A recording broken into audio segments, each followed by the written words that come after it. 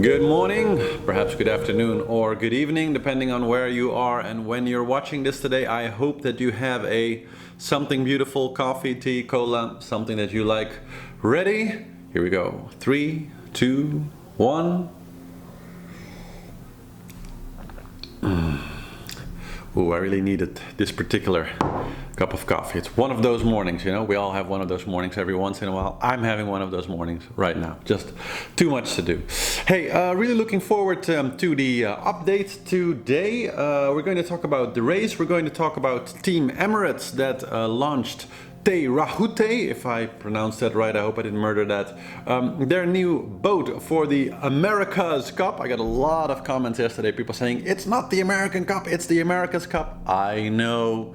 I usually do this show more or less in one take. So if I, mistakenly say something somewhere, don't be too harsh on me, okay? So, well, let's get started with, let's get started with Team Emirates. That's kind of nice to start with. So they dropped a really cool video yesterday about their new boat getting baptized and finally hitting the water. And of course, they are the defending team. So the defenders are now finally on the water. Let's take a little look at that.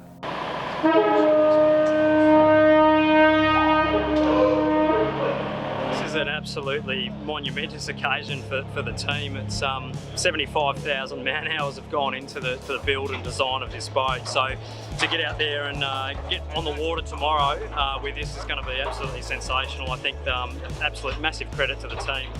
The whole marine industry in New Zealand has actually got behind us here, and it's a wonderful achievement. So I think New Zealand should be very proud.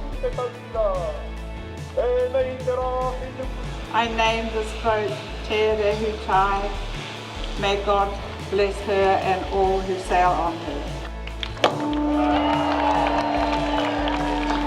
Yeah, really exciting night to have just launched Rehutai, our race boat that we're going to put on the start line March 6th next year. So much work's gone into this boat, many hours. Absolutely thrilled with tonight, but looking forward to getting it on the water now. Cool, huh? These race monsters are absolutely insane. We'll do some more analyzing of the Amaka 60 foiling boats, of course, over the course of the Vendee Globe. But we'll definitely also get into all of the really cool technology on board of these brand new beasts. A really different style of sailing. I think it's very interesting that they are using these kind of horizontal foils, similar to what you see in some of those electric and I think also diesel powered foil boards that I've seen quite a lot actually in marinas and out at anchor, people using those. Really good fun. So it's cool to see that this is actually being brought to sailboats now, and I especially think it's very intriguing that these boats don't really seem to heel. So they're still true sailing boats in a sense. But may it be that with this new foiling technology we have finally maybe found a way to sail really truly without heeling, because these two horizontal foils apparently, as far as it looks at least, more or less completely negate all heel of the boat. I mean, I guess it still wants to, but it just kind of cushions the stress and keeps the boat more or less straight into the water. And I think that's a very interesting development. Once you kind of put it there, it kind of opens up so many more possibilities for design, I think. But we'll get into all of that in another later episode. For now, let's get to the analysis of today of the Vendee Globe, shall we? Interestingly, let's check this out. Interestingly, we see that what many of us yesterday kind of thought might happen, Alex losing his lead to either Linked Out or Apivia, that have been both hot on his heels. But seems now, as I've been looking at the tracker, that Alex is actually in a really good position. Looks like a lot of sense that he went a bit more west and now is having really good wind. I mean, average speed over ground 22 knots. That's really fast. So he must have been going considerably faster than that for quite a bit of it. And we see over the last 4 hours with linked out, we see 19.5 and Apivia 20. So yeah, Hugo is really putting the speed on. Right now I see he's doing 23.4 knots last measure. So yeah, the beast has really turned on, and whatever happened, whether it is the hot breath of linked out and Apivia in his back, or the fact that he's just you know, ready to go and feels that he's in a good position, nobody can say that the beast ain't fast. I read a few comments yesterday of people saying that, like, ah yeah, I think the boat is just not so fast. I beg to differ.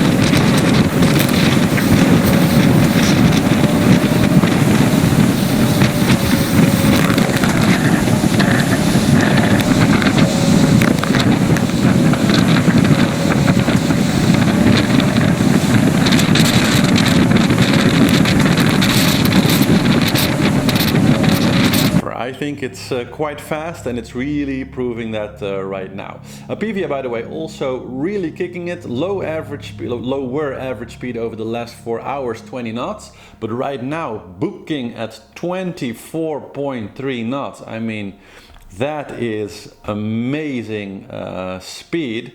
So whatever these guys are doing, I bet they're having a lot of fun on board flying at those speeds. And me as a sailor also, one can only wish, right? And let's look a little bit at the field behind. So the three of them really gathered some distance, and right behind we still see in 4th place Mr. Jean Le Cam with Yes We Can, still after the weather's been really perfect for most of the foilers, still in 4th place and going strong. Once again we see that definitely doing his own race, again opting for the shortest track, so we'll see what happens. My earlier prediction of him making kind of significant gains on the foiler again, I guess you know, didn't come out, because as it looks like the wind's really, you know, turning into the favor of the foilers faster, so not much chance there. And actually an entire fleet of foilers right behind and sort of here at the same latitude. So we see here PRB, we see Bureau Valet 2, and behind there we have I think our friend Boris should be in here somewhere. We have Arkea Paprik, we have Initiative Skur with Sam Davis, we have Maître Coq, and we have the Sea Explorer with the fan favorite for the German watchers here, of Boris Herrmann, who actually also posted yesterday and got into a bit of a squall. Looked pretty spectacular. Let's take a look at that. Here we are in the middle of a big squall. It's going up to 28 knots, throwing speed. And all the alarms go off. I pull the hydro out of the water. I bear away. The course is not ideal, but what do you want to do? Woo. Scary a bit. Crazy rain, look at that. With the rain starting, the wind will go down soon. The wind will go down soon, I think.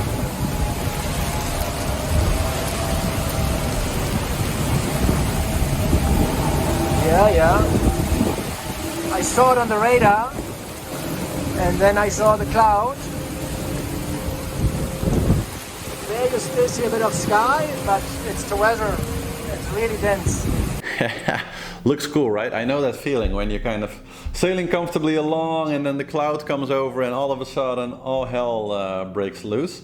But his speed suddenly isn't as far up as that of the leaders. Average speed over the last 4 hours, 18.1. So, you know, significantly slower than the leaders, but, you know, generally speaking, looks like they are in a little bit less wind there. But that's kind of the front of the fleet. Now, when we look at the prediction, we start to see the method to the madness as it comes to Alex's choice to go more for the westerly option. And as we can see, this is now, and as we scroll ahead a little bit to the end of the day, we see that yeah, the more west, the more south, definitely more wind there. So Alex is really running into perfect wind conditions, and yeah, really as far as angle goes, really perfect for the foiling boats in this case. And yeah, 18 to 25 knots, really great great circumstances. Then let's take a look at Sunday. Oh, that went a little faster. Let's take a look at Sunday. So there we see that some of the complications start to arise, and then especially Sunday onto Monday and Monday onto Tuesday, there we see that yeah, we have this entire field of just lots and lots of complexity moving around. If I put this through the different weather models, so we'll just take a second here to change it over, then we see it looks a little bit different, pretty close to that earlier image, but yeah, in some of the details definitely a little bit different, which just goes to show that very unpredictable thing. And here, third model, so let's go back all the way, and there we basically see more or less the same picture, a little bit more definition. So this is now, and we can see that you know, again, this field with you know, kind of strange lines, which is basically the separation between two temperature zones, two wind zones, like I explained to you yesterday, like the general way of how a doldrum works, or how the doldrums work. Well, in microcosm, that kind of happens everywhere. Whenever you have two systems that have, you know, significantly different air temperatures, they kind of collide and they create fronts. That's what we call a weather front. And along those fronts, you basically have two temperature walls kind of fighting for ground, one pushing against the other. And along that front line, you generally get a lot of rain, thunderstorms, etc. So when you see all those little blue dots here in the map, that is a, you know, a typical kind of weather front and what that looks like. And yeah, as you can see, lots of open space, lots of things changing all the time. And yeah, again, we're 4 days ahead now, but it's pretty much impossible to really predict this in any good way. Now, this brings us to quite an interesting conundrum, because what do you do when the weather is so unpredictable, and we have basically here all four models not really agreeing with each other for the most part? So we know that we have chaotic weather, and you know, one model is saying, well, a little patch of wind is going to be here and a little patch of wind is going to be there, and here it's going to be nothing. And you know, the other model is saying more or less the opposite. So it agrees that it's going to be patchy, but it might say, well, the patch of wind is going to be there and the little patch of no wind is going to be there. And generally, there's no real way of saying which one is going to be right, or if either of them is going to be right. And yeah, that brings me to the fact that yeah, it looks a lot like the next part of the race. So for the first day and a half from now, everybody is pretty much good. We'll have great wind, and especially the wolf pack in the front with the four gents will have a great ride down. But in about a day and a half now, we're going to go into an area and patches of weather where it's going to be more or less as it looks like right now. Lady Luck deciding who will maybe expand their lead or shorten it, or you know, take the lead, etc. This is one of those situations where it's going to mostly be sailing almost on site. So almost the best thing for the sailors to do once they get into that area, of course, constantly checking the latest updates on the weather and seeing, you know, what they can find as far as local weather. But mostly also just looking out there and you know, finding clouds, finding systems to ride in the right direction, and hoping that they make it through this maze. But for the next 24 hours at least, I think that the dog fight, as I called it yesterday, between the leaders is going to continue. But as it looks like right now, we're probably going to see that Alex will actually expand his lead again quite a bit, maybe, you know, since the disparity in average speed looks like about 2 to 3 knots over the last 4 hours, and it looks like he's probably going to do that again over the next 4 to maybe 10 hours. So yeah, we might see that lead actually get bigger a little bit. And of course in the tracker it may seem a little bit unfair, because the tracker looks at the distance in a distance from the same point between the two boats, while Alex is you know, about 100 miles more to the west. So the distance between the boats isn't actually what the tracker says, but it's actually substantially more, and it's very hard to interpret how that actually translates to the real place in the race right now. So you know, just keep that into account when looking at the tracker. Okay, then that's pretty much my analysis for today. Then about the show tomorrow, because I'm gonna do a bigger Saturday show again, and I'm going to do it from my boat. So later today I'm going there, and because many of you have been asking, like you know, to show my boat also. So tomorrow I'm going to be broadcasting from my boat, and we're going to do a long analysis, and we're going to look a little bit at the Southern Ocean, the different things that are going to go on there, and getting prepared a little bit there.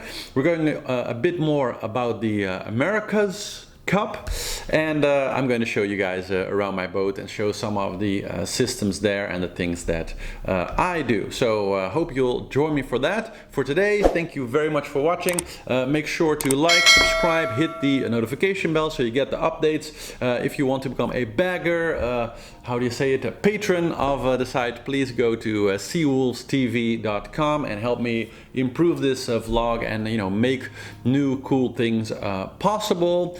Good news, next week we're going to do the first interview. I'm very interested to see what that's going to look. Actually, it's not next week, it's the beginning of the week after, so not this Monday but the Monday after that. And yeah, that will be very cool. I'm not going to say who it is, but I can say that there is going to be some experience from the Vendee Globe in there. So look forward to that, and with that I say thank you all again and see you tomorrow.